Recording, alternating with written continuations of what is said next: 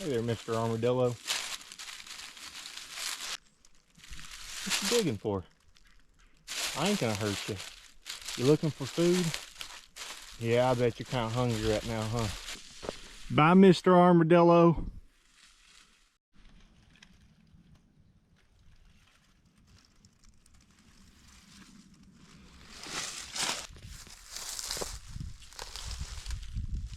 He's just making some food.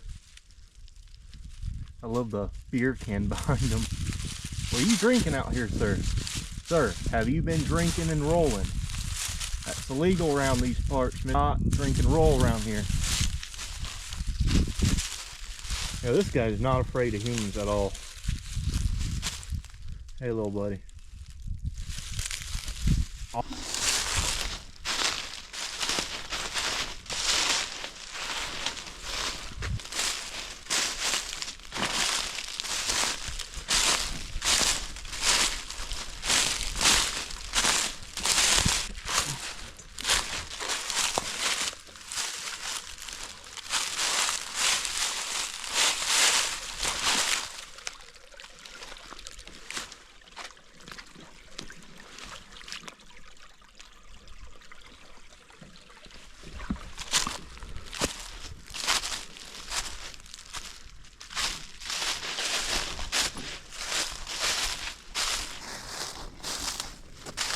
We got one right here, and I'll swing it down this way.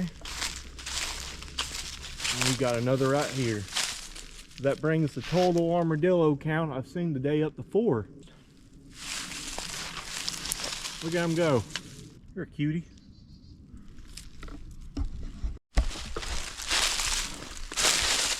Looks like we're going to be crossing another stream, or another part of it at least, and find a decent spot.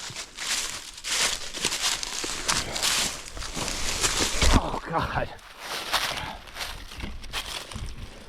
This creek bank is straight mush. There we go.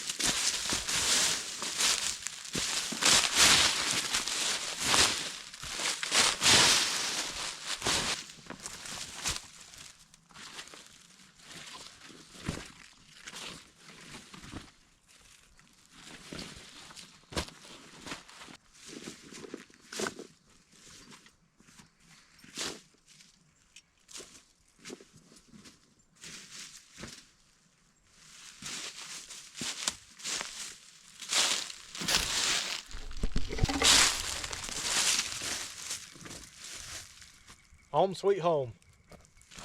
Howdy critters, welcome to Dead Appalachia. This will be my third video. I'm down here in the foothills of southern Appalachia, and I'll be hammock camping. Now for all my flatlanders out there, all my lowlanders, hammock camping is one of the best ways you can camp here in Appalachia. No matter where you go, you will be hard pressed to find any sort of flat land in Appalachia. There's constant hills, and if you do find flat land, you gotta deal with the constant muckiness that's in these states, especially the southern portion of Appalachia. Most of these areas is rainforest, so it's constantly wet. I mean, even right now, this is all mulched up, wet, cold soil. And during the summer, it's even worse because not only is it wet, but you also got ants, spiders, chiggers, ticks, all kinds of stuff that wants to eat you up. And it gets even worse from there if you live further south in places like Mississippi, Florida. I know them places ain't Appalachia, but it's applicable here. I think that if you try it, you'll find that camping in the southern United States is best done with a hammock. Now I know here in the larger bushcrafting, camping, and just in general outdoorsman community, it's the thing nowadays to sleep on the ground underneath a tarp, and I have done that. If you go look at my Instagram channel, you'll see I camp under a tarp like 90% of the time. But as I get older and my back starts to hurt more, and I'm out here more and more often, I've found that it's just more comfortable to camp in a hammock. And if you camp in a hammock, you don't gotta search 5 hours looking for a good place to camp. Because I've done that, especially around these parts where it's all hilly, and the good places I do find, it's muddy swamp on the ground.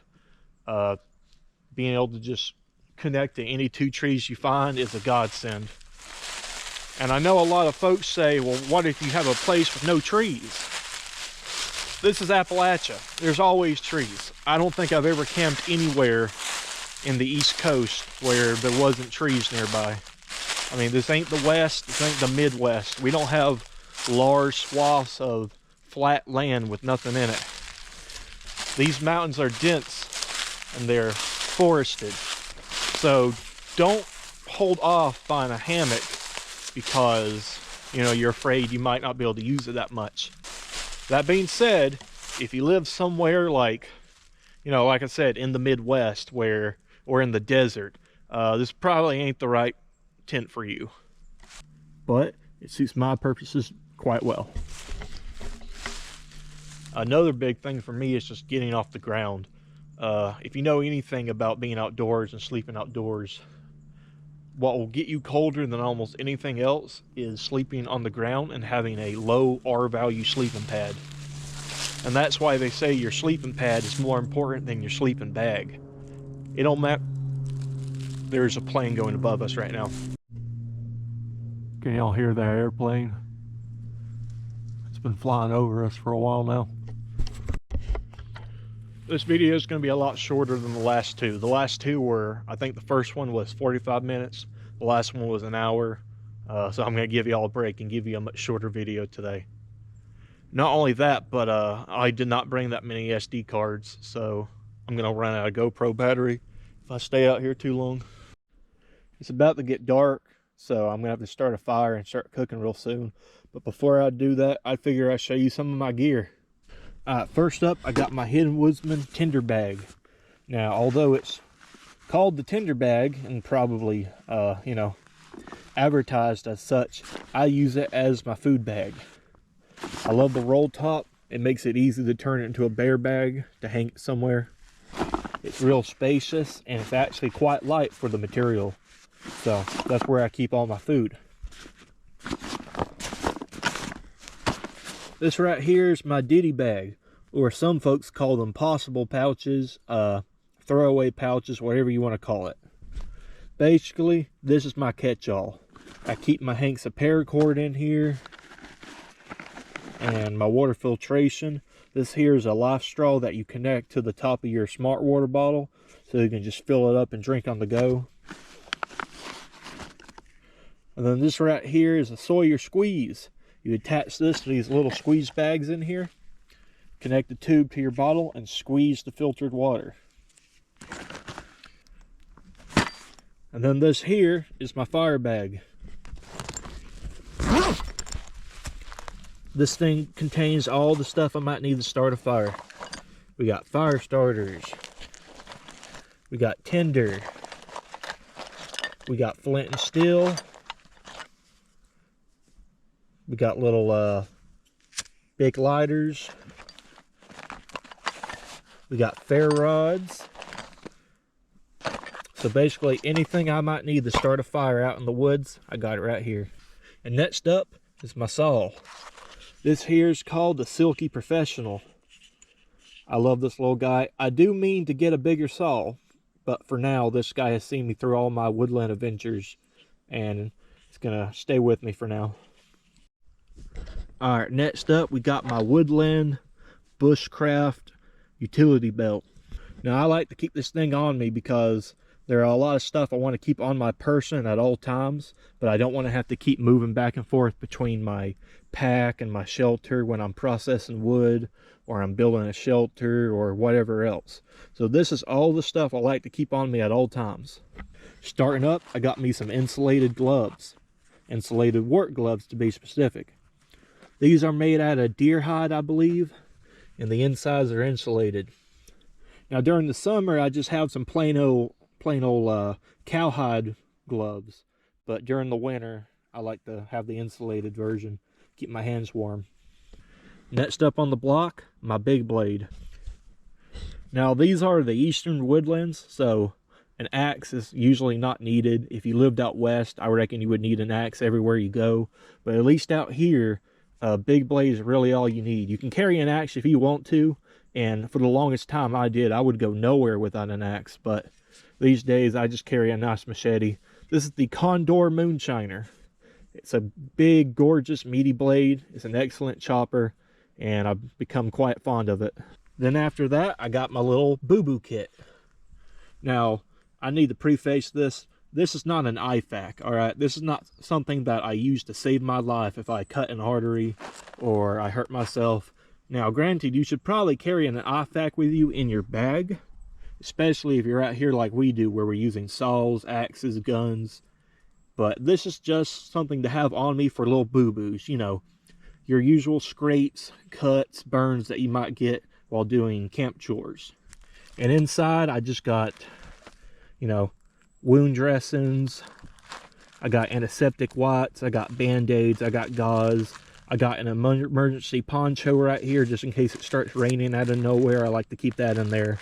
So nothing crazy, something very simple just in case you get a little boo-boo on trail or during camp. And last but not least, I got my little ditty pouch. Basically in here, I keep an extra lighter, a Zippo ferro rod, and my GoPro batteries. Now this bag is, again, just stuff that I don't want to have to keep going back and forth to. I don't like having to keep going back and forth to my bag when I'm having to change my camera batteries out. Especially if I'm currently on the trail, I don't want to have to take my backpack off and deal with all that. I just keep it on my belt, and I can interchange batteries lickety-split. Now these two guys, the lighter and the ferro rod, they're either in there when I'm traveling, but if they're not in there, I just put them in my overall bibs. Now the only thing I'm missing, the only thing I want to add is a leather pouch for my saw.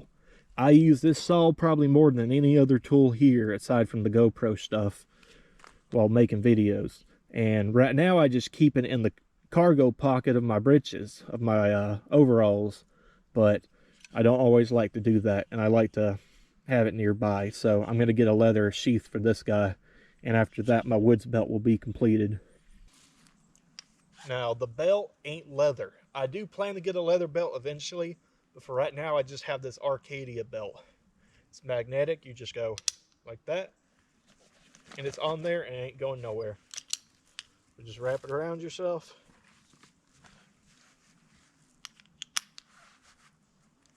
Do a little bit of minor adjustments.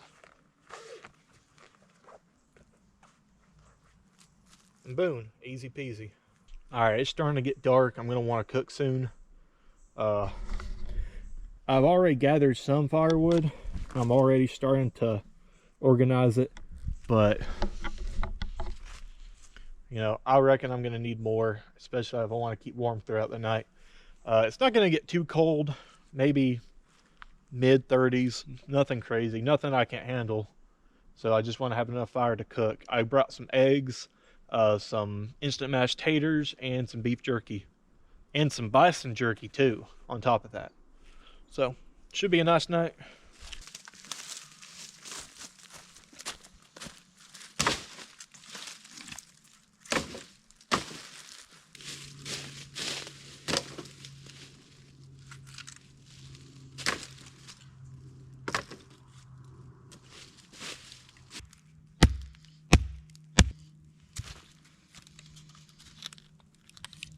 Not quite.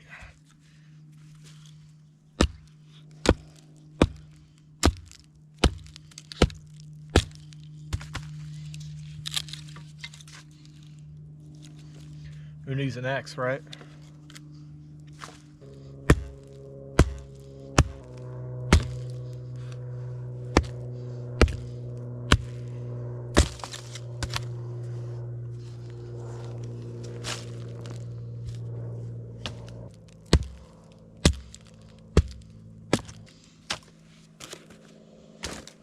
One thing I definitely want to invest in is like a floodlight, so I can illuminate these scenes of me in the dark.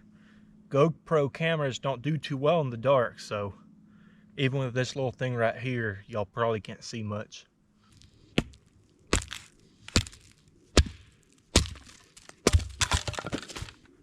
Let's see if any of that even came out on the camera, huh?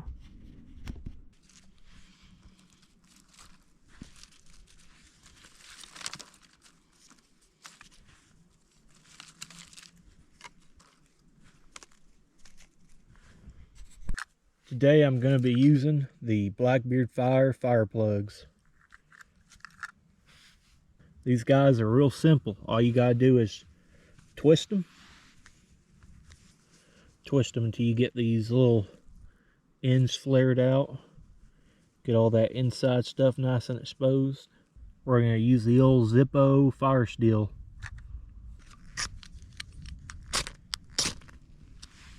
Damn, that was quick. Yeah, these little fire plugs don't mess around. I mean, they ignite almost instantly. And the company who sent them say they also will ignite if they're soaking wet.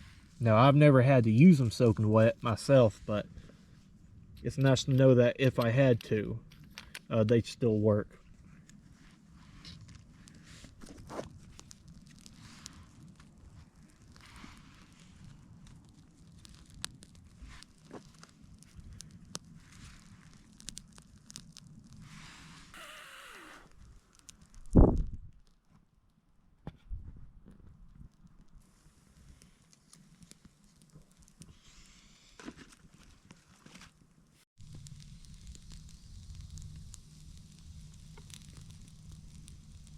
All right, it's getting there. I'm gonna grow it a little bit more, get it nice and big, and then once it's simmers down the coals, I'm gonna cook myself some lunch. Or I guess at this point it's dinner. I didn't really have lunch today, I just had breakfast.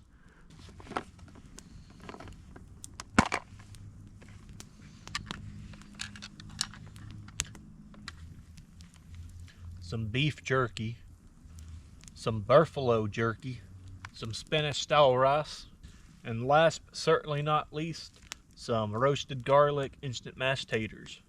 Now, I don't know if I'm gonna eat all of that, probably just the eggs and the bacon and the jerky.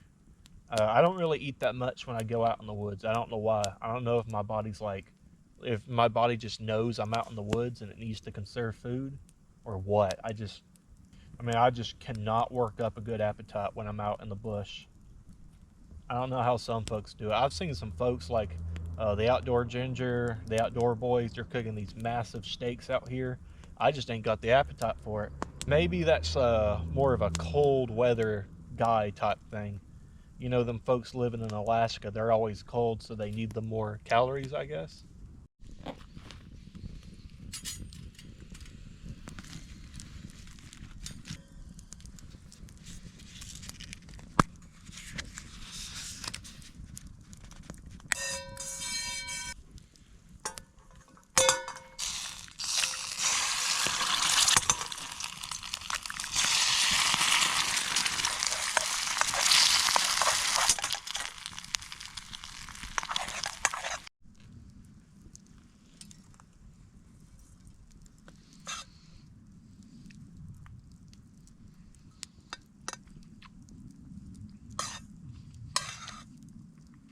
Yeah, you got some carbs, got some protein.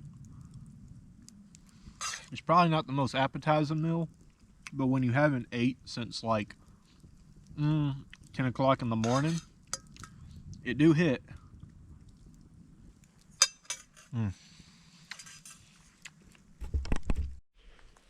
All right, I finished eating.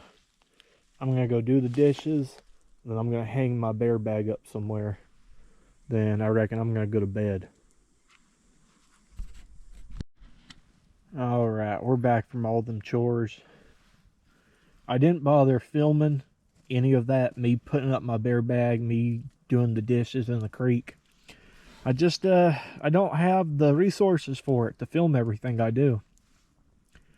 These past 2 videos and now this one, I've really tried to film as much as I can for y'all and make things interesting. But I just don't have the lighting and I don't have the camera equipment to film literally everything, you know. Man, this is one of the many reasons why I love hammock camping. This is so nice. You're just kind of swinging, and you don't even need a sit pad. You don't need to build a chair. One of these days I'm going to show you how to build a bushcraft chair, but until then I'm going to enjoy this right here. Got my electronics in that pocket. I got my spare clothes and my water in that pocket. Living like an Appalachian king. Alright, it's just about bedtime for me, but before we go, I'm gonna try to lull myself to sleep with some Jack Daniel's apple whiskey.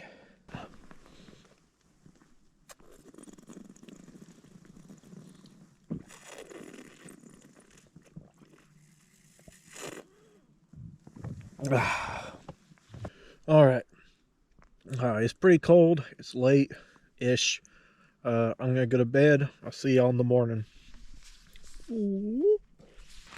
Howdy folks, it's what, 6 something in the morning. It's almost time for me to be picked up, and it's raining again. Yay. Alright, I'm gonna go get dressed and I'm gonna go get out of here. I don't know if you can see me, but I didn't bother filming packing up. It's kind of wet and rainy, and I just kind of want to get out of here right now. So I'll see you at the car. Hi, babe. Hey.